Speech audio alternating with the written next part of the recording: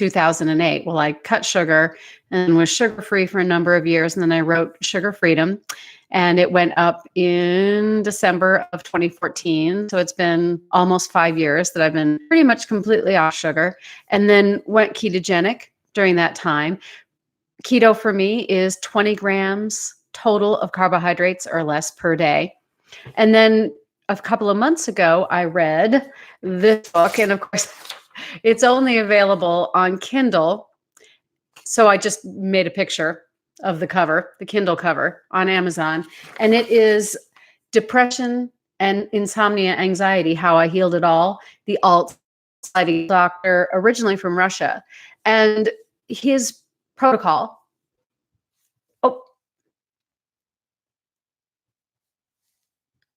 my connection is unstable. All right, I'm going to keep going. Good. Connections. His protocol is to eliminate carbohydrates for 30 to 60 days. And what he is after is insulin sensitivity. That the problem that he was dealing with and that I was dealing with was insulin resistance.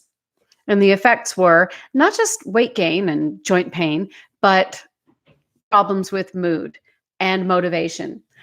Another article that I talked about in about 30 days ago when I started this protocol was dopamine deficiency. So what we're dealing with is dopamine deficiency, 8 ways to naturally overcome depression. And number 1 in this article, the first thing you're supposed to do is cut sugar. But Dr. Altshuler goes a little bit farther, and he cuts out carbohydrates. His book, and I'm going to show you the picture again, is available on Amazon. Totally worth your time and money. It's a very short book, and he talks about the different ways that you can essentially go carb-free, go zero carb, in order to improve dopamine sensitivity, improve insulin sensitivity, and just feel better in so many different ways. So let me talk about the different levels. Somebody who wants to go for it, like me, and just get rid of the carbohydrates completely, is going to end up eating animal food. So eating meat, eggs, full-fat dairy, heavy cream, and some cheese for me, and pretty much nothing else. And I know that sounds wild, and I know that sounds nuts, but it's actually what I did. And I did it for over 30 days, and the results have been pretty fascinating. Now, there are other ways to go about it. Dr. Altshuler also talks in his book about if vegetarian, fine, then we're going to reduce carbohydrates, but we're going to get, mostly fats. You could do things like avocado and nuts and things like that. And then, so you don't absolutely have to go animal-based, which is what I did, in order to reduce carbohydrates. There's ways to go low carb. There's a way to go ketogenic without going carnivore. But my experiment was going ahead and going what I will call AB keto. I call it animal-based keto. I don't call it carnivore because I did have some dairy. I did have some cheese. Obviously, I'm having eggs and having some fish. The main foundation of my eating strategy, though, was eggs, beef, lamb, pork, and chicken. So how did it go?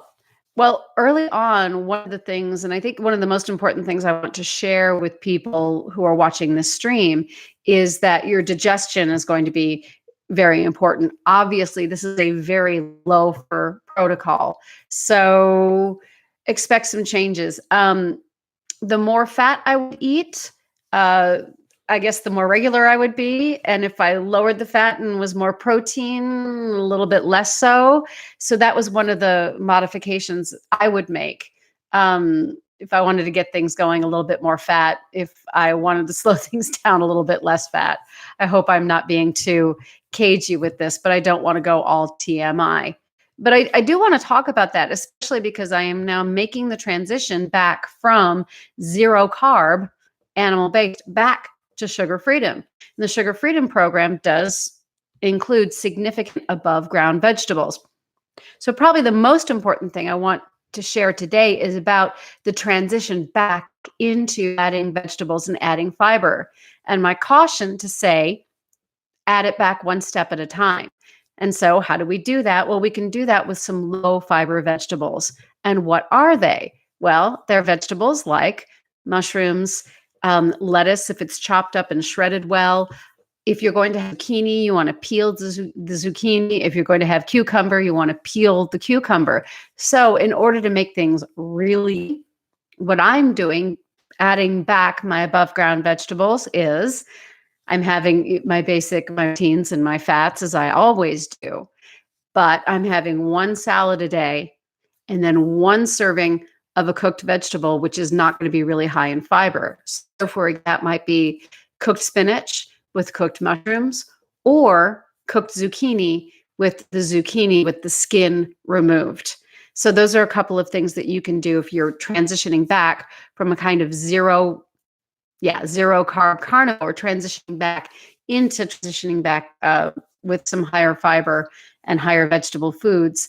Go slowly, take it one serving at a time. So for example, day 1, I started just with, day 3, now I'm going to be adding back some cooked vegetable, which is just going to be spinach and mushrooms. You can Google, you can look, what are the fiber vegetables, and find those. But remember, we don't want to load back a bunch of glucose. So working with the main reason that I decided to try this zero carb protocol was mood. I do have a tendency toward getting into some depression, definitely more in the winter months when there's less sunshine, and noticing this connection between trying to feel better and reaching for sugar and grains years ago, before I went sugar freedom.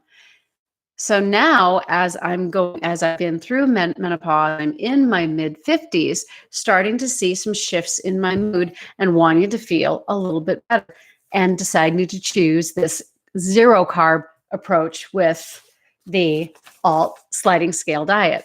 And I am happy to report that, yes, over the last 30 days, I have felt better.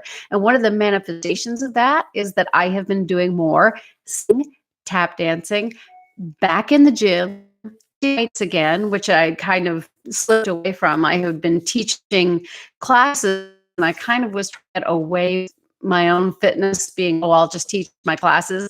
And this is not, because it was essentially turning into all of the kind of like moderate intensity cardio, which was what I got rid of back in 2008, which allowed me to overcome obesity. So I think the bottom line of what going zero carb and going carnivore allowed me to do is it allowed me to get clear again on the things that I wanted to do, the things that I felt were life enhancing, getting back to yoga, getting back into the gym and lifting, rather than doing the things that a lot of the things that I was doing fitness wise, I was doing to please other people, doing things that were popular, getting my Zumba license, all of these things. And what I realized is what I needed to do was go back to what I knew was working for me, which was essentially weightlifting and yoga, and eliminating all of the kind of cardio-based exercise I had been doing for so many years that wasn't working, that was making me tired and hungry. That brought me to the marvelous improvement in the state of my knees. One of the things that was really terrible when I started to teach Zumba a number of years ago, actually back of my knees. Now, I stopped teaching that. A number of people, like high intensity interval training, and when I was jumping, the pain started to come back in my knees. What I discovered is that when I went animal based, when I went alt sliding scale, zero carb, the pain in the back of my knees resolved.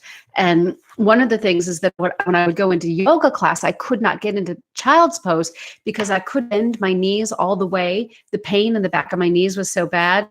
And the great news is that pain is gone. I can now go completely into child's pose.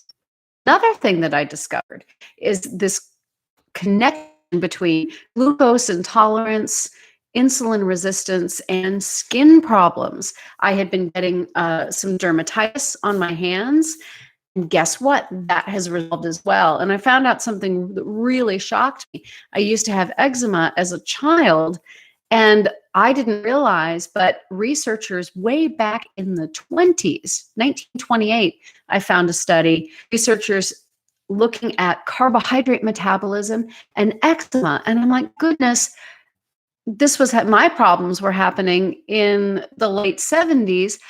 What if somebody had known and had looked at sugar and grains and eczema, atopic dermatitis, if only we had known? The solution that we had back then was using, steroid creams. And I wish I had known, I wish my parents had known that to diet might have been able to help me with my eczema. But the good news is getting into the colder months, I'm really excited to know that I had atopic dermatitis. And now, with really keeping those carbs really, really low, I may be able to avoid some of those skin disruptions that I was having. Speaking of skin, we know that glycation interferes with collagen production. So it's another one of the things that may be leading to aging. And of course, getting into my mid-50s now, some aging is going to happen, and that's fine. But certainly, if there are some safe and healthy preventative measures that I can take, I want to take those. So bottom line on this live stream today is really felt better on those 30 days going pretty much low carb, zero carb, and starting to make that transition back into adding some above ground vegetables. One thing I will say didn't go really well. One of the things that didn't go really well was cheese. I had to be really, really careful with cheese. And oh, cool. Glad to hear that beef and butter gets you back on, and skin and autoimmune. It's so true. Isn't it wild how these things are all connected? Going back to that study done in 1920, showing the connection between disorders of carbohydrate metabolism and eczema, of all things. Going forward, once again, one of the things I had a little bit of trouble with were certain cheeses. So some of the process, if I go out and get, the inner cheese that comes already sliced, finding some cravings coming back with them. If I do add cheese back, I'm going to spend a little bit more money and maybe go with some of the raw milk cheeses and things like that and see if that works. However, for right now, adding back in my above ground vegetables, I'm going to go ahead and leave the cheese out as I add a serving of salad and then one cooked vegetable back in. So to be more specific, still going to be eating, at breakfast, a couple of eggs and maybe do some spinach and some sauteed mushrooms at that point. Lunch is going to be a green salad, lettuce, tomato, and cucumber, peeling the cucumber, because remember, reintroducing fiber in a safe and slow way. Don't want to hit that body with tons of fiber all at once. So chopping up the lettuce really well, peeling the cucumber and having some tomato. And then usually, I got to admit, you guys, I'm doing really well with 2 meals a day than doing a 16-hour fast. So that's the report for going really well, going back into the more traditional sugar freedom program, kind of this 20-20-20 thing I'm doing, 20 grams of carbohydrate a day total, maximum, about 20 minutes of training, and looking at that for 20 days. Glad to be back in the gym. I do want to talk about the protocol that I'm using in the gym. So I'm picking 6 exercises. I'm doing them in straight sets, and I'm doing a 5-10-5. So 5 reps without weight to warm up, 10 reps with a moderate weight, and then 5 reps with a heavy weight, and it's working really well. Going to continue to carb, but for now, I just wanted to get this up and get this out there. And so now, adding some carbs back in, above ground vegetables, and of course, I'll be letting you know how that goes. And then finally, as I wrap this up, are you aware that we are, let's talk about cholesterol. I need to be very, very frank with you. When it comes to lipid metabolism, they're all different. And this is why it's very important to talk to your doctor and be on board with your doctor. Looking at ketogenic diet, things that we've noticed, and there was a really good study that came out of Kuwait of people going keto for 52 weeks. They studied these folks for a year, Tiffany. What they did when they were concerned about high cholesterol is they went keto, and the fat that they mostly used was olive oil. And it's a real study. You could Google ketogenic diet Kuwait long-term study, and it will come up for you. And so what they did is that they used olive oil, and they found that, are you familiar with the term dyslipidemia? Dyslipidemia is when LDL and HDL and triglycerides are correct. One of the difficulties with lipids, especially from a lay person like me, someone who's just trying to overcome overweight and obesity, is that one of the things that I've discovered is that sometimes HDL can rise, good. Triglycerides can fall, really good. But LDL can come up too. And so I need to tell you that, yes, on a ketogenic, low-carb, carnivore protocol, we do sometimes see rises in LDL, in LDL-C. And this is the area where there's a great deal of research being done right now. Obviously, you need to talk to doctor and stick with what your doctor is saying about LDL. But the good news is that there has been a study out there, a long-term study, that if you do have concerns about cholesterol, about high cholesterol, this protocol where you're maybe not eating a whole lot of butter and maybe not the red meats, but these folks were, the added fat they were using to stay in ketogenic state was that my lipid values, my trigs are low, my HDL is high, they're like one, my waist circumference is low, my blood pressure, low, everything is awesome. The only issue is, having been ketogenic for over 10 years now, I have to admit, my LDL is high. And so that is the truth. And that's why it's really important to stay with your doctor and talk about what's happening with your cholesterol. And not to belabor the point, but there have been a number of studies which reduce carbohydrates, which would use something like sugar freedom or keto or even just low carb, literally is showing lipids dropping, all of them, even LDL. But the most important thing is how. One of the greatest issues that we're dealing with right now is, what do we do deciding if a ketogenic approach, low sugar, low carbohydrate, is safe really long term? And that's why people like me, and I'm in the National Weight Control Registry, please, I'm like, come study me. I've been keto for 11 years now, and I think we do need to be studied, sharing it with you. So that's how I'm going to wrap up this live stream for today, to kind of like look at the topics, see what I need to study a little bit more, and then come back in and then do a regular video. And thank you so much, Tiffany, and thank you for the good questions, and thank you, Patty. And all I want to say is, keep going out there and enjoying life. The way I eat the way I eat so that I can go out and dance and sing and do theater and work well at my retail job and have a happy, sunny disposition and be a good mom, good wife, and all of those lovely things. It's life enhancing. And here comes my dog. There comes Dimitri. There he is. Come here, Dimitri. And thanks again, everybody. And have a marvelous day. Back at sugar freedom, back at grams of carbohydrates a day maximum. And of course, I'll know how that goes. Take care, everyone. And bye-bye.